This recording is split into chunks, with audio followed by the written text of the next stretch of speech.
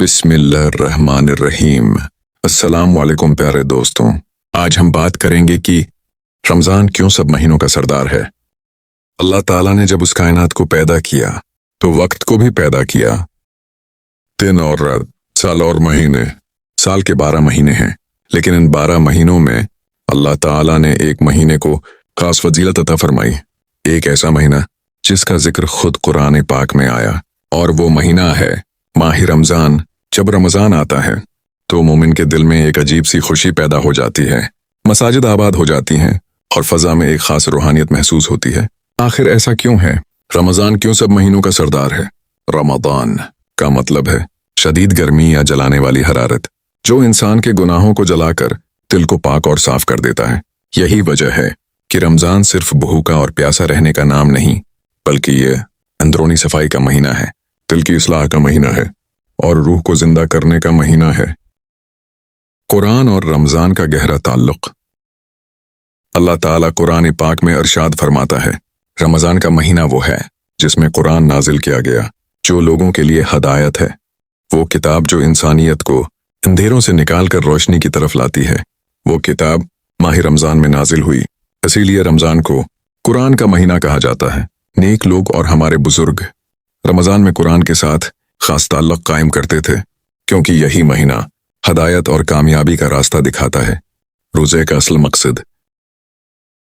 روزہ صرف بھوک اور پیاس برداشت کرنے کا نام نہیں، روزہ تو نفس کو قابو میں لانے کا نام ہے۔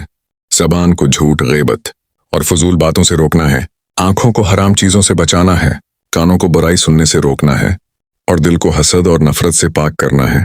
نبی کریم نے فرمایا، جو شخص روزہ رکھ کر بھی جھوٹ اور برے اعمال نہ چھوڑے تو اللہ کو اس کے بھوکا رہنے کی کوئی ضرورت نہیں۔ اس لیے رمضان صرف جسم کا نہیں بلکہ روح کا روزہ بھی ہے۔ جنت کے دروازے اور شیطان کی قید۔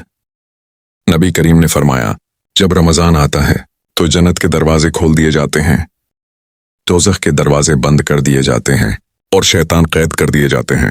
ذرا سوچیں، جب شیطان قید میں ہو اور پھر بھی ہم گناہ نہ چھوڑ سکیں تو قصور کس کا ہے؟ رمضان اللہ تعالیٰ کی طرف سے تمام مسلمانوں کے لیے دعوت ہے کہ آؤ اپنی زندگی بدل لو۔ رمضان کے 3 عشرے۔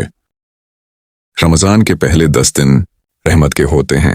ان دنوں میں اللہ تعالیٰ اپنے بندوں پر بے شمار رحمتیں نازل فرماتا ہے اور نیکیوں کا اجر کئی گنا بڑھا دیتا ہے۔ ان دنوں میں اللہ تعالیٰ کی رحمت عام ہوتی ہے۔ بندہ سچی نیت سے توبہ کرے تو اللہ اسے معاف کر دیتا ہے۔ نماز، تلاوت قرآن، ذکر، درود شریف اور صدقہ دینے کا ثواب بہت بڑھ جاتا ہے۔ ہمیں چاہیے کہ رمضان کے پہلے عشرے میں زیادہ سے زیادہ عبادت کریں، گناہوں سے خود کو بچائیں اور اللہ کی رحمت حاصل کرنے کی کوشش کریں۔ رمضان کے درمیانی 10 دن کو عشرہ مغفرت کہا جاتا ہے۔ ان دنوں میں اللہ تعالیٰ بندوں کی مغفرت فرماتا ہے۔ گناہوں کی معافی مانگنے کا بہترین وقت ہے، زیادہ سے زیادہ استغفار اور توبہ کرنی چاہیے۔ رمضان کے تیسرے عشرے کو عشرہ نجات کہا جاتا ہے، یعنی جہنم سے نجات کا عشرہ۔ ان دنوں میں عبادت کا بہت زیادہ ثواب ملتا ہے، گناہوں سے نجات اور بخشش کی امید کی جاتی ہے۔ اسی عشرے میں شب قدر آتی ہے، جو 1000 مہینوں سے بہتر رات ہے۔ قرآن مجید میں اس کی فضیلت بیان ہوئی ہے۔ اس عشرے میں زیادہ سے زیادہ اللہ کی عبادت کریں، قرآن کی تلاوت کریں، صدقہ خیرات کریں۔ ہمارے پیارے نبی حضرت محمد آخری عشرے میں عبادت بہت بڑھا دیتے تھے، راتوں کو جاگتے اور اپنے گھر والوں کو بھی جگاتے تھے۔ یہ عشرہ اللہ تعالیٰ کی خاص رحمت اور نجات کا وقت ہے، اس لیے اسے ضائع نہیں کرنا چاہیے۔ ہر رمضان ہم یہ کہتے ہیں کہ اس دفعہ ہم خود کو بدل لیں گے، لیکن رمضان گزر جاتا ہے اور ہم وہیں کے وہیں رہ جاتے ہیں۔ کیا معلوم یہ رمضان ہماری زندگی کا آخری رمضان ہو؟